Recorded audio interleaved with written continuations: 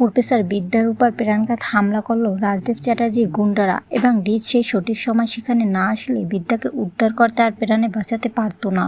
বন্ধুরা, প্রফেসর বিদ্যা ব্যানার্জি আজকের পর্বে দেখতে চলেছি বিদ্যা আর রিত একে অপরের কাছে আসে আর বলে, বহুদিন পরে তোমাকে আমি আপন করে পেয়েছি, সর্বশেষ ক্লান্তি আমার চলে গেছে। তারপর বিদ্যা রিতকে চুমু খায়, তারপর বলে, আর আমরা কোনোদিন আলাদা হব না। সঙ্গে সঙ্গে একটা ফোন আসে আর বলে, ম্যাডাম তাড়াতাড়ি আসুন, আমাদেরকে বাঁচান। স্টুডেন্টরা ফোন করে আর সঙ্গে সঙ্গে বেরিয়ে যেতে চায়, কিন্তু রিত বাধা দেয় বিদ্যাকে। বিদ্যা বলে, তোমার বাবাই সমস্ত কাজ করছে। বিদ্যা বলে, তোমার বাবাকে বাধা দিতে পারো না, তোমার বাবাকে তুমি বোঝাতে পারো না। রিত বলে, তুমি এখন যেও না, তোমার অনেক বড় ক্ষতি হবে। কিন্তু বিদ্যা কারো কথা না শুনে তাড়াতাড়ি চলে যায় আর যে স্টুডেন্টের বাঁচায় আর বাধা দেয়, কিন্তু গুন্ডারা তাদেরকে বাধা দেয় আর মারধর করে। তার সাথে সাথে রিত সেখানে চলে যায়। এই ছিল আজকের পর্বের আপডেট। পরবর্তী আপডেট পেতে চ্যানেলটি সাবস্ক্রাইব করে লাইক দিয়ে পাশে থাকুন।